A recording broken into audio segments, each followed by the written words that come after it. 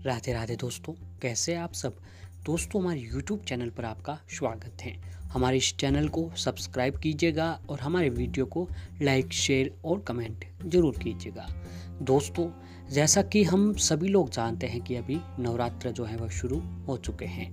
जी हाँ दोस्तों, इन नवरात्रा को जो है हिंदू धर्म ग्रंथों में सबसे शुभ और पवित्र दिन जो है माने जाते हैं। दोस्तों, शक्ति उपासना का पर्व शारदीय नवरात्रि जो है इस बार 17 अक्टूबर शनिवार के दिन से आरंभ हो चुके हैं। आश्विन माह के प्रतिपदा तिथि से लेकर नवमी तिथि तक देवी के 9 अलग अलग स्वरूपों की पूजा आराधना की जाएगी।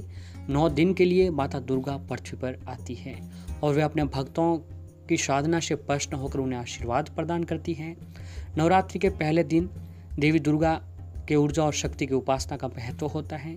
फिर नवरात्रि के चौथे, पांचवें और छठे दिन सुख और समृद्धि प्रदान करने वाली देवी लक्ष्मी और सातवें दिन कला और ज्ञान की देवी सरस्वती की उपासना होती है।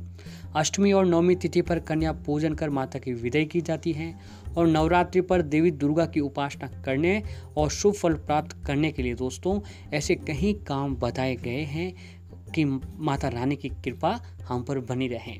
जी हाँ दोस्तों, जो नवरात्रि के 9 दिन जो हैं, इन दिनों में देवी के सभी रूपों की अलग अलग पूजा आराधना की जाती है और इनके हिसाब से ही दोस्तों माँ को भोग और जो है मंत्रों का जाप जो है वो किया जाता है। दोस्तों, अगर हम जो है माता के रूपों के अनुसार उनको भोग व मंत्रों का जाप करते हैं तो माता रानी की कृपा जो है हम पर विशेष तरीके से बनी रहती है।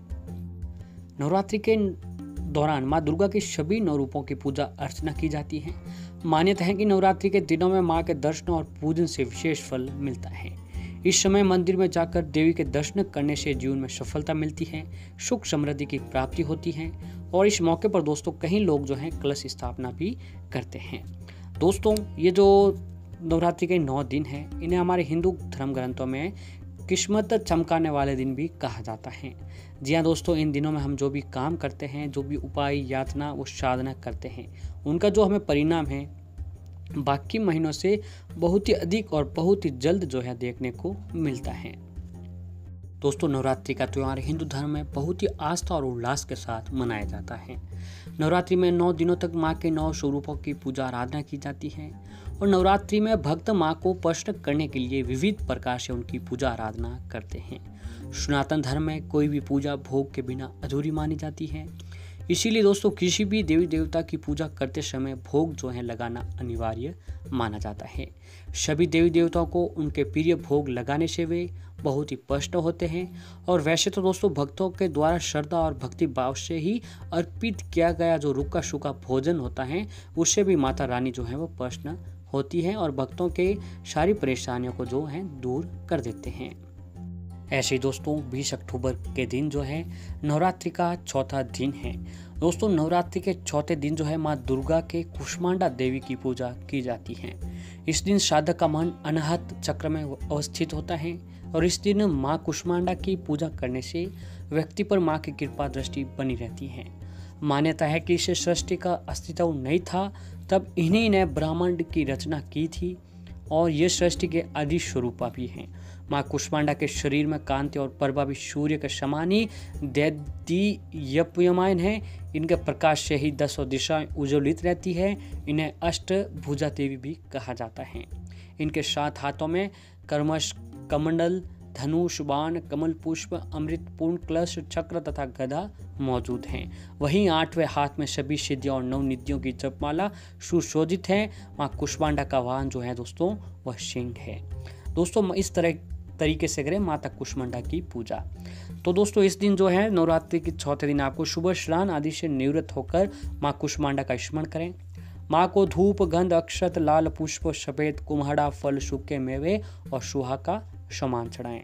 दोस्तों, माँ को हलवे और दही का भोग अर्पित करें और इसे प्रसाद के रूप में आप भी ग्रहण करें।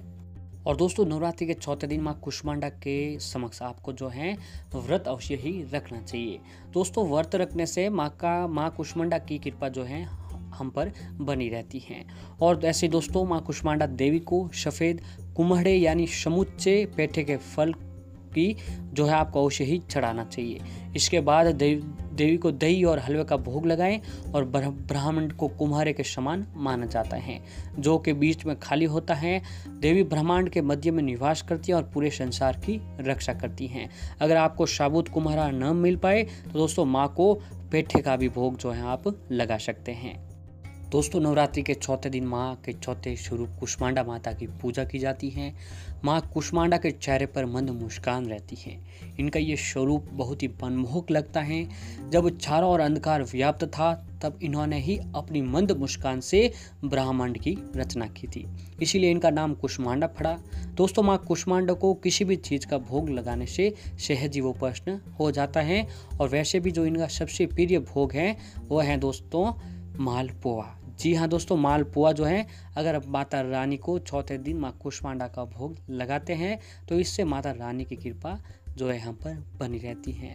और ऐसे ही दोस्तों नवरात्रि के चौथे दिन जो है माँ कुष्मांडा को आपको जरूरतमंद का दान अवश्य ही देना चाहिए। जी हाँ दोस्तों, इस दिन व्रत रखकर माँ के समक्ष जो किसी भी जरूरतमंद व्यक्ति को जो है आपको दान अवश्य ही करना चाहिए। इस दिन दान करने से दोस्तों माँ कुष्मांडा की कृपा से व्यक्ति के ऊपर जो है माँ की कृपा बनी रहती है। अब आइए दोस्तों जानते हैं माँ कुष्मांडा व्रत कथा के बारे में। नवरात्रि के चतुर्थ दिन माँ कुष्मांडा की पूजा की जाती है। ये शक्ति का चौथा स्वरूप है। इन्हें सूर्य के समान तेजस्वी माना गया है।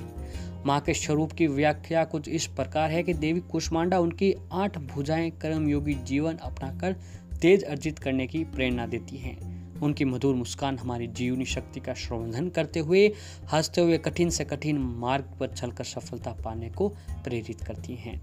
भगवती दुर्गा के चौथे स्वरूप नाम कुष्मांडा है। अपनी मंद हंसी द्वारा अंड अर्थात ब्राह्मण को उत्पन्न करने के लिए कारण इन्हें कुष्मांडा देवी के नाम से अभिहित किया जाता है। जब सृष्टि का अस्तित्व नहीं था, चारों अंधकार व्याप्त था, तब इन्हीं देवी ने ईषत हास्य से ब्राह्मण की रचना की थी। अतः यही सृष्टि की आदि स्वरूपा आदि शक्ति है।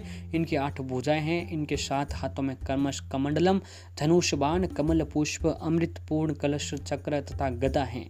8वें हाथ में सभी सिद्धियों और निधियों को देने वाली जप माला है। एक दोस्तों पौराणिक कथा के अनुसार ऐसा कहा जाता है कि जब सृष्टि का अस्तित्व नहीं था तब इन्हीं देवी ने ब्रह्मांड की रचना की थी। यही सृष्टि के आदि स्वरूपा आदि शक्ति है। इनका निवास सूर्य मंडल के भीतर के लोक में है। वहाँ निवास कर सकने की क्षमता और शक्ति केवल इन्हीं में है। इनके शरीर की कांति और प्रभा भी सूर्य समान ही देदीप्यमान है। माँ कुष्मांडा की उपासना से भक्तों के समस्त रोग शोक मिट जाते हैं। इनकी भक्ति से आयु, यश, बल और आरोग्य की प्राप्ति होती है। माँ कुष्मांडा अत्यल्प सेवा और भक्ति से प्रसन्न होने वाली इनका वाहन सिंह है। नवरात्र पूजन के चौथे दिन माँ कुष्मांडा देवी के स्वरूप की उपासना की जाती है। इस दिन माँ कुष्मांडा की उपासना से आयु, यश, बल और स्वास्थ्य में वृद्धि होती है। और ऐसे दोस्तों अगर इस दिन माँ कुष्मांडा के इस मंत्र का जाप करते हुए एक माला जाप करते हैं तो भी माता रानी की कृपा आपके ऊपर बनी रहती है। वह दोस्तों मंत्र है ओम देवी कुष्मांडाय नमः, ओम देवी कुष्मांडाय नमः। इस मंत्र का जाप भी करते हैं तो माता रानी की कृपा जो है आपके ऊपर बनी रहती है।